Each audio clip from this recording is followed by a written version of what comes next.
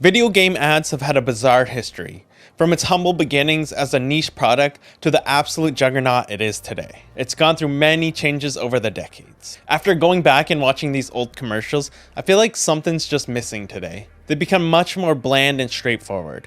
But it's not necessarily a bad thing, and I think there's a good reason for it. To see why, we have to go back to the beginning. Now, I'm mostly talking about video ads in here. Ads in magazines and newspapers were big too, but they've basically gone extinct. Let's take a look at the very first home console, Magnavox Odyssey. This is Odyssey, the new electronic game simulator. It was Pong before Pong came out. It worked a little differently though. You controlled paddles on the screen, but the graphics were from a physical sheet that you overlaid onto the screen. Possibly the oldest known ad was a sponsored segment on a TV show called What's My Line.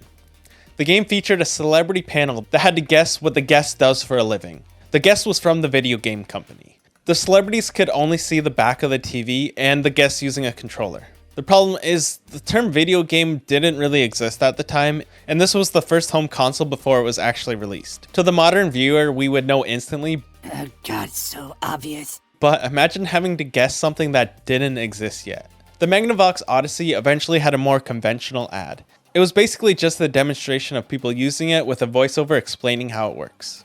This really set the trend for video game ads throughout the 70s.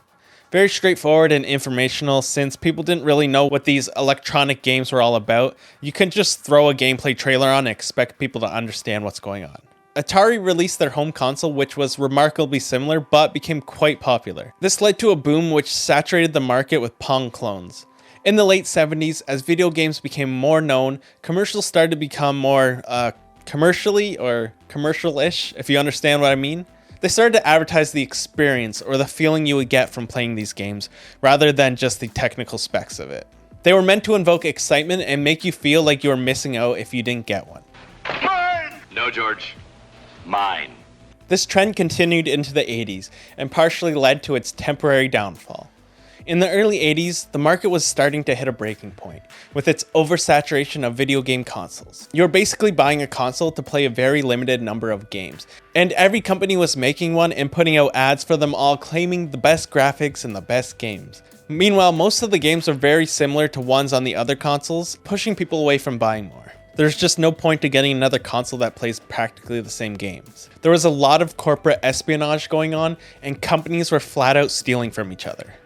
You also didn't need a license to sell games, so anyone could put a game out regardless of the quality. The number of low-quality games came to a breaking point after Atari's E.T. came out. The commercial used the massive success of the movie to sell one of the worst games of all time. They famously made way too many copies, and it's said that they literally dug giant holes and buried all the unsold copies. This, in part, caused the market to crash entirely. It would be a few years later that a legendary console would release, changing gaming as we know it forever. It led into the golden age of video game commercials. Through the late 80s and 90s, every game released was the coolest thing on the planet. Even a simple game like Tetris had an absolutely over-the-top, insane commercial. There were no trailer announcements. Just one day while sitting on the couch, you turn on the TV and see this absolute insane acid trip of a trailer. Stubborn stains, embarrassing bald spots, no problem.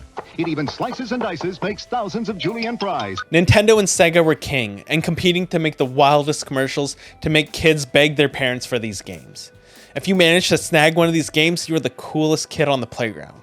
In 1995, Sony joined the scene with the North American release of the PlayStation, with Nintendo 64 releasing the following year, accelerating the wackiness arms race to the next level. Sony hit hard with some truly bizarre ones like these. Not to be outdone, Nintendo hit back with bangers like these. The world was a rad place, and even celebrities like Tony Hawk were getting in on the action. It all came to a head in 1999 when Sony went nuclear and released one of the most bizarre ads the world had ever seen, featuring an oddly proportioned Scottish alien girl. Let me tell you what bugs me about human endeavour. It's called mental wealth. Sony really leaned into the weird and surreal after this. This set the tone for the next generation of consoles.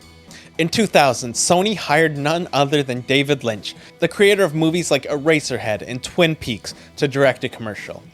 It was so odd and unrelated to anything gaming, some say to this day he still doesn't know what the ad was for. It's like they stopped even trying to show off the capabilities of the games or consoles and just tried to confuse people into buying them. One that I've never forgotten was this PlayStation 9 commercial. Yeah, you heard it right, I said 9. It showed off the capabilities of the fictitious PlayStation 9.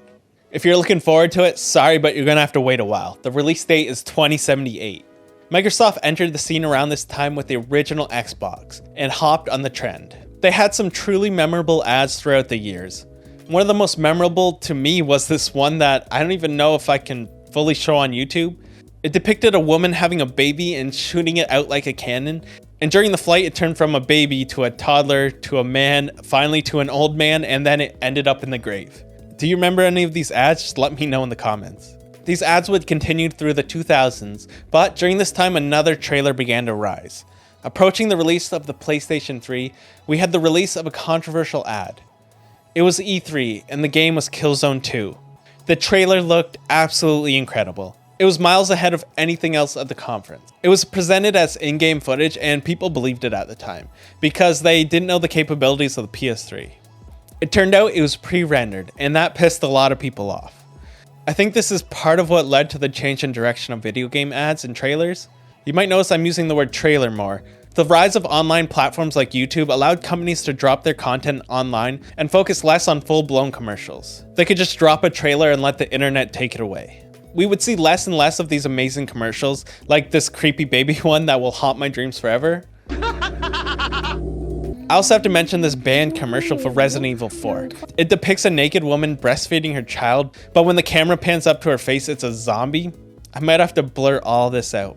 Game ads started to show a lot more gameplay and less fluff. Sometimes they would be cinematic trailers that give you the general vibe of the game, combined with some gameplay to show off the mechanics. We as gamers learned to spot the difference between cinematics and gameplay, and companies often tried to make that clear. Not that companies didn't still try to misrepresent their games, but we would get, that little disclaimer at the bottom that says like not actual gameplay or whatever. I think we as a gaming community wanted this too. Sure, the creepy baby ad was cool, but it showed us nothing useful. This trend also accelerated through the 2010s as YouTube grew bigger and bigger and social media platforms like Twitter and Facebook rose up. There were still some memorable artistic trailers, but even those didn't stray too far from what the game was about. These days, it's almost exclusively trailers. The days of weird TV commercials are over, and while I miss those old ads, I still get hyped for the new ones. Companies are still finding ways to hype their games up, whether it be dropping a hint for the game trailer release date or releasing them during the Gaming Awards. I can't think of a bigger one in recent memory than the drop of the Grand Theft Auto 6 trailer. The video does an amazing job at highlighting what the game is going to be about and the general vibe. If I knew nothing about Grand Theft Auto, it would still tell me everything I need to know. I think with the recent trend of overpromises and broken games, we as gamers just want a bit of transparency. We just want to see what the game is actually like. We don't want that hype anymore. And please, please, please, stop pre-ordering games. It is ruining the industry. There is a different plague on the gaming ad world now, and that's mobile game ads. I don't even know what these are. They took the ideas of the old gaming ads and turned it into a monstrosity. I wouldn't even know where to get started talking about these, so I'll just end it right there. Did I miss any of your favorite ads? Let me know in the comments. Thank you so much for watching. If you liked the video, leave a like, consider subscribing, and I'll see you next time.